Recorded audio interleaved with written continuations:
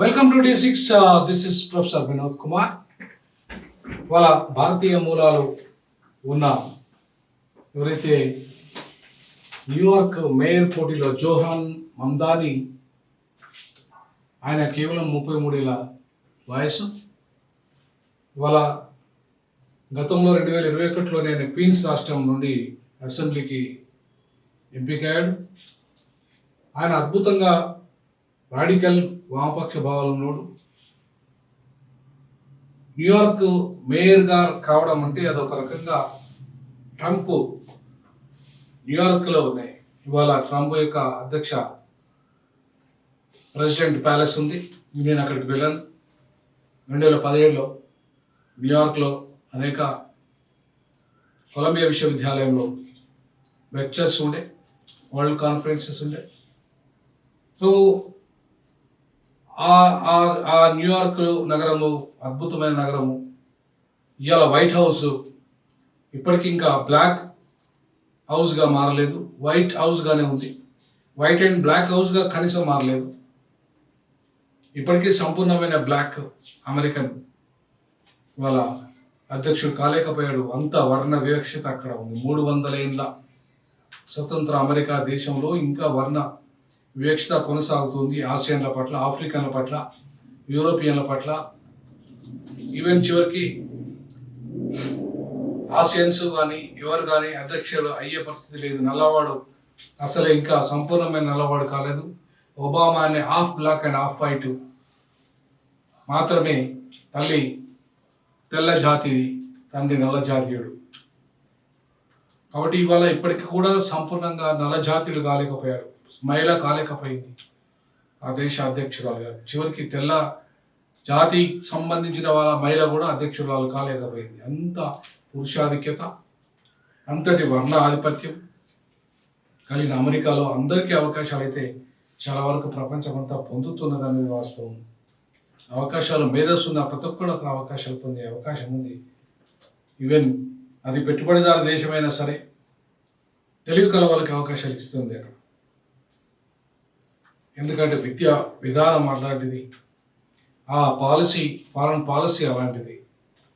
ఆ దేశం ఇలా అభివృద్ధి చెందడానికి కారణం వలసవాదుల యొక్క మేధస్సే కారణం. లోకల్ వాళ్ళతోనే ఆ దేశం అభివృద్ధి చెందలేదు.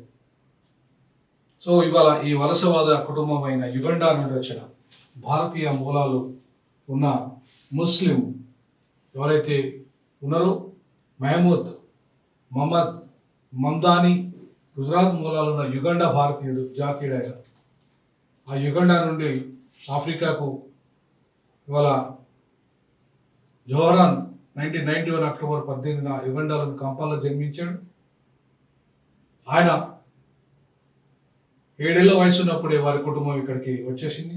అక్కడే చదువు పూర్తి చేసిన జోహ్రాన్ క్రమంగా రాజకీయాలు అడుగుపెట్టి 2021లో ఆయన క్వీన్స్ రాష్ట్ర అసెంబ్లీకి ఎన్నికయ్యాడు. అలాగే అతి చిన్న వయసులోనే ఇవాళ మేయర్కు కూడా పోటీ పడుతున్నాడు. అద్భుతంగా రిపబ్లికన్ పార్టీ నేత ఇవాళ డొనాల్డ్ ట్రంప్ తీవ్ర స్థాయిలో ఆయన మీద విమర్శలు చేశాడు. వాళ్ళ ఫాదర్ మహమూద్ ఎవరైతే ఉన్నారో ఆయన ఒక ప్రొఫెసర్గా పనిచేశాడు. అక్కడ గుడ్ ముస్లిం బ్యాడ్ ముస్లిం అనే పుస్తకం రాశాడు. ప్రముఖ యూనివర్సిటీలో ప్రొఫెసర్గా పనిచేశాడు. ఆయన ఇవాళ ఆయన కుమారుడైన జోహ్రాన్ ఒక అద్భుతమైన స్పీకరు.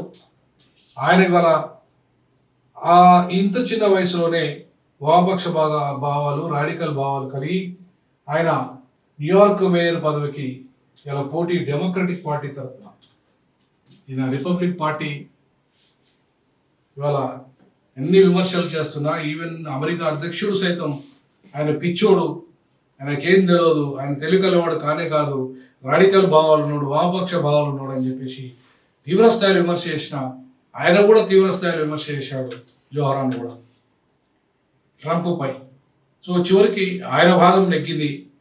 ఆయన మేయర్ అభ్యర్థిగా ఆయనకే గెలిచే అవకాశాలు ఎక్కువ ఉన్నాయని చెప్పేసి ఇవాళ భారతదేశం నుండి ప్రపంచవ్యాప్తంగా అనేక మంది ఎవరైతే న్యూయార్క్ సిటీలో సెటిలర్స్ ఉన్నారో వాళ్ళంతా కూడా ఆయన వైపే ఉన్నారు. ఆయనని వాళ్ళ మేయర్గా ఎన్నుకోవడానికి సిద్ధపడుతున్నారు. ఎందుకంటే అనతి కాలంలో సెకండ్ టర్మ్లో మరీ ఎక్కువగా దుర్మార్గంగా ఎవరైతే మైగ్రెంట్స్ ఉన్నారో మైగ్రెంట్స్ని అణిచివేస్తూ విద్యార్థులను దుర్మార్గంగా పాశవికంగా వివిధ దేశాల నుండి వచ్చిన వాళ్ళందరినీ పంపిస్తూ దుర్మార్గంగా వ్యవహరిస్తున్న ఇవాళ ట్రంప్ విధానాలకు వ్యతిరేకంగా నిలబడి కొట్లాడుతున్నాడు ఇవాళ జోహరాన్ మమ్దానికి ఖచ్చితంగా J6 డీజాకు మద్దతు ఇస్తారు. ఎవరైతే మైగ్రెంట్స్ ఉన్నారో మైగ్రెంట్స్ అంతా కూడా ఇవాళ మద్దతు ఇస్తున్నారు. ఆయన అద్భుతంగా గెలుస్తున్న మేయర్గా తప్పకుండా ఆ దేశంలో మళ్ళీ రానున్న రోజుల్లో దేశాధ్యక్ష పదవికి కూడా పోటీ పడే స్థితికి ఎదుగుతారని చెప్పి నేను భావిస్తున్నా. ఖచ్చితంగా ఆ దిశగా అడుగులు వేయాలని కోరుకుంటున్నా. మీరు కూడా మీ యొక్క కామెంట్స్ రూపంలో తెలియజేయండి. జై భీమ్, జై పూలే, జై పెరియార్, జై హింద్.